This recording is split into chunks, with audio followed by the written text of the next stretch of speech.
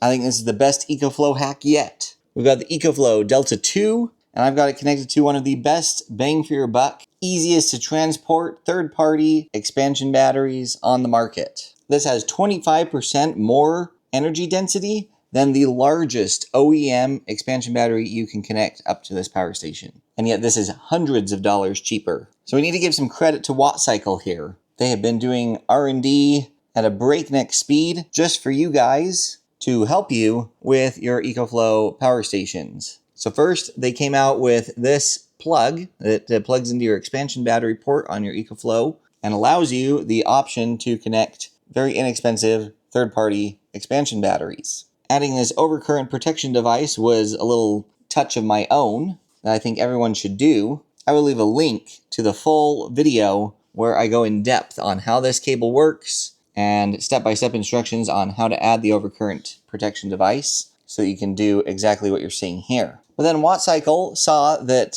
we were using big, heavy server rack style batteries, golf cart style batteries, and they work really, really well for a home power backup solution. But if you have one of the smaller portable power stations like this Delta 2 or the Delta 2 Max or some of the Delta 3 series, a lot of the time you're taking those with you on the road, camping, RVing, van life, etc. And carrying an almost 100-pound server rack battery with you is just somewhat impractical. And so WattCycle came out with this battery, and it is labeled as a golf cart battery, but they were specifically targeting the portable power station hack here. This is half the capacity of a server rack battery, so you don't get as much energy, but you get a significant decrease in size and weight, making it very convenient to grab with this nice handle and throw it in the back of your car, throw it in your RV, your van, whatever, in conjunction with your portable power station. So you can get still mega expansion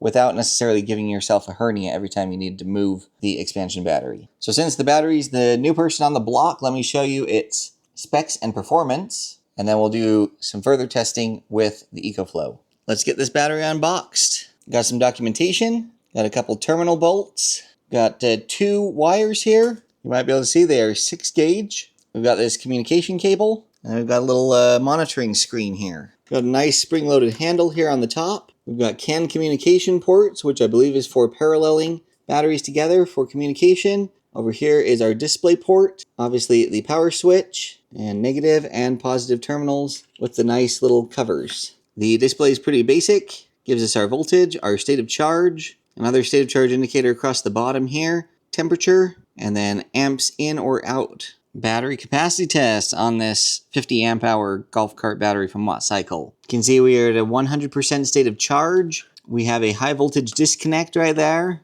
And you can see the light on the charger is solid green. We'll be using this Victron Smart Shunt to keep track of our total capacity. 0.2 C rate of discharge for a battery this size is going to be about 512-ish watts. You can see we're just barely over that, 529, 530 watts. Battery capacity test is complete. The Victron Smart Shunt has been doing weird things lately where when it loses power and you boot it back up, it like lowers the numbers that it records. So anyway, I wasn't right here when this shut off, but I thankfully had a screen recording running. And right before this battery shut down, I took a screenshot. And you can see here we got down to like 41 volts, 50.8 amp hours. So we did barely pull the rated capacity. I'm sure we could get maybe a little bit more with a couple more cycles and further cell balancing. Heavy load testing on this 50 amp hour WattCycle battery. This is rated to discharge up to 100 amps. So that's what we're going to test. Currently we're discharging 19.8 amps,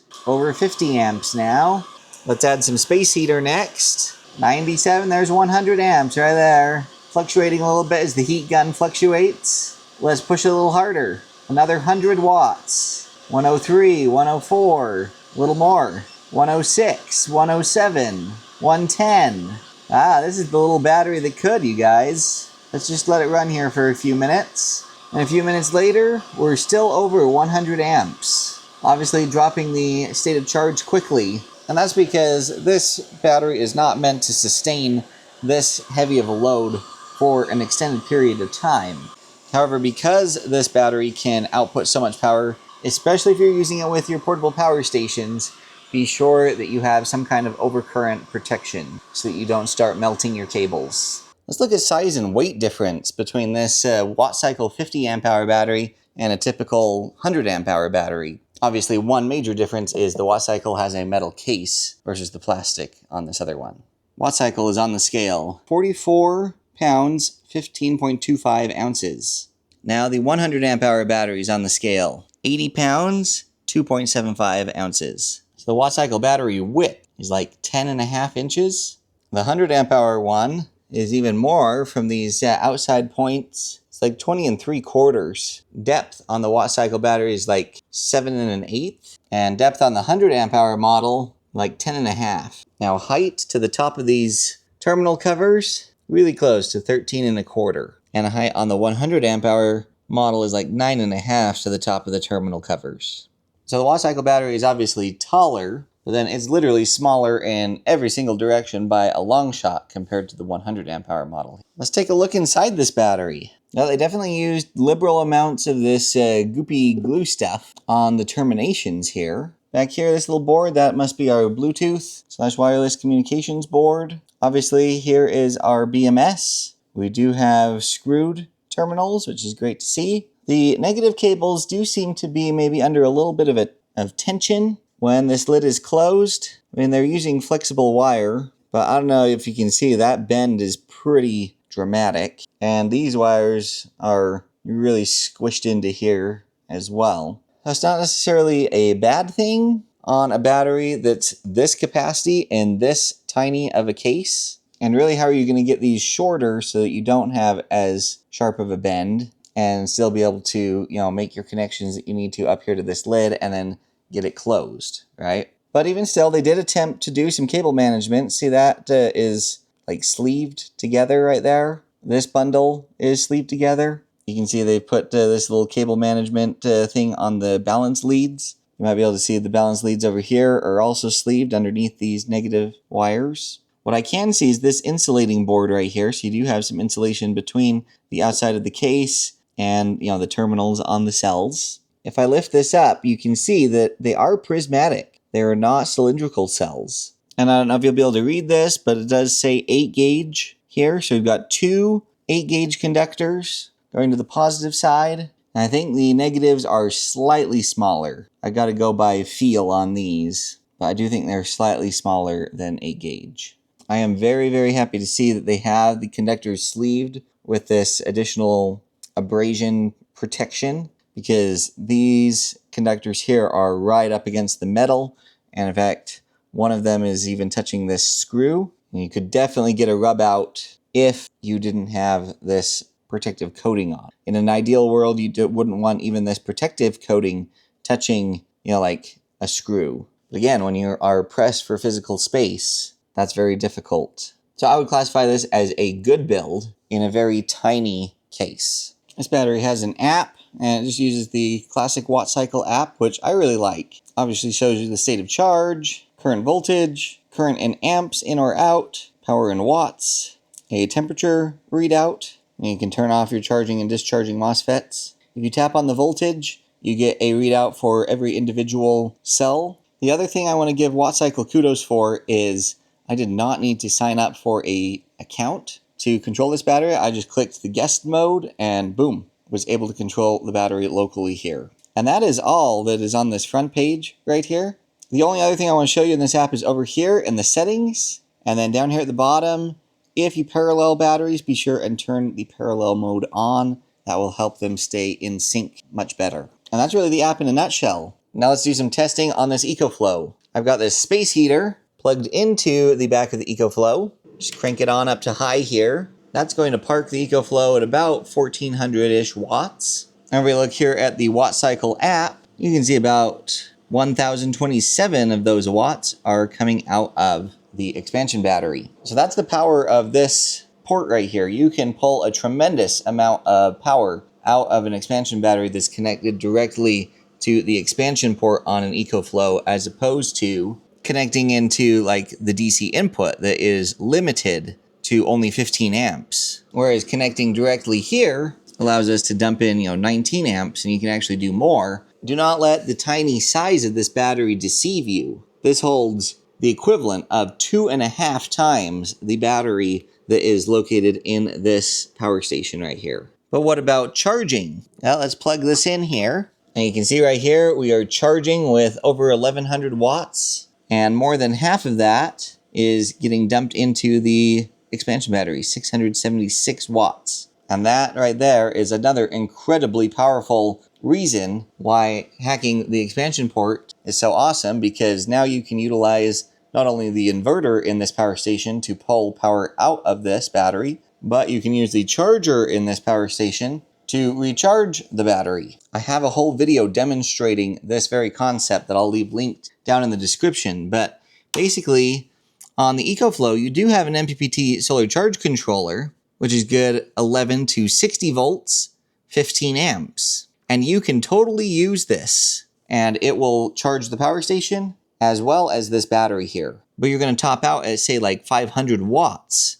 when you are using this port right here. Whereas if you use one of these high-power external MPPT charge controllers, you get the option of hooking up to 150 volts of solar. It just uses these ring terminals, and you can connect them up just directly to the external battery terminals here. And this can push up to 40 amps of power into this battery. So now instead of being restricted to just like 500 watts, we now have the option of over 2,000 watts of solar, plus an additional 500 plugged into that. Now there are some considerations and things you just want to make sure of as far as making sure you don't overload stuff with too much solar. Like I said, I made a whole video about all of those aspects in depth that I will leave linked down in the description for you. So now let's look at some pricing, because this is where it gets nuts. So here's this WattCycle 50 amp hour, 48 volt battery. At the time of making this video, it's going for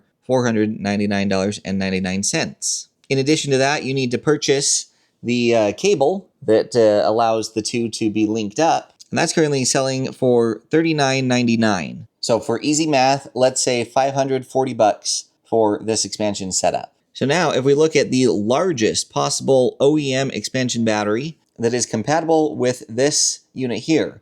Now remember, this is the Delta 2 series, so this is a generation old. The Delta 3 expansion batteries are going to cost even more money, so I'm giving EcoFlow the best possible chance of winning here. EcoFlow Delta 2 Max Smart Extra Battery. Check that out right there. $799, so $800. So 1 for 1 here. This setup, including the cable, is going to save you like $260. But don't forget, this is a 50 amp hour battery, 2,560 watt hours. The EcoFlow Delta 2 Max expansion battery is only 2,048 watt hours. So you're getting more than 25% more power for $260 less with this configuration. Probably the biggest con doing a system like this, as opposed to OEM expansion batteries, is the fact that there is no communication between the power station and this battery. So you cannot whip out the EcoFlow app and see what state of charge this battery is in, like you can with the OEM expansion battery. But of course, you can just simply switch apps to the WattCycle app and see exactly what's going on here. But I have great news, you guys. That pricing we just went over for this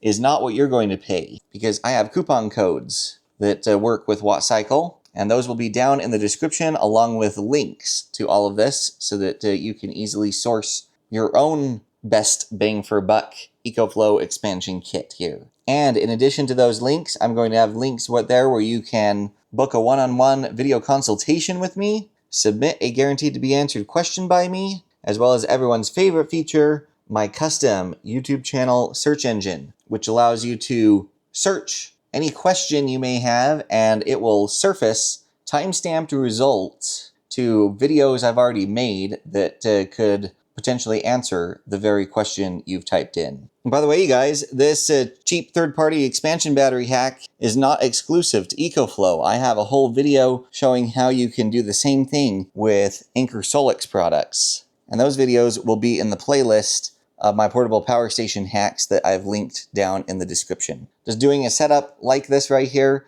make as much sense in your minds as it does in mine? What are your arguments for or against this? I love to hear all of your thoughts. There's so many smart people in the comments. and it just really helps me learn and all of us learn, really. Please don't forget to like, comment, share, subscribe, and hype on your way out. I want to say a huge thank you to all of you that do that on a regular basis for me, because the algorithm tends to lean more towards the viral, clickbaity stuff and not so much this kind of content that all of you love and enjoy. A huge thank you to my channel members as well. I greatly appreciate your love and support. I've got more epic stuff here in front of the Tower of Power that is being tested, which you're not going to want to miss. So stay tuned for that. All of you stay safe, and we'll catch y'all next time.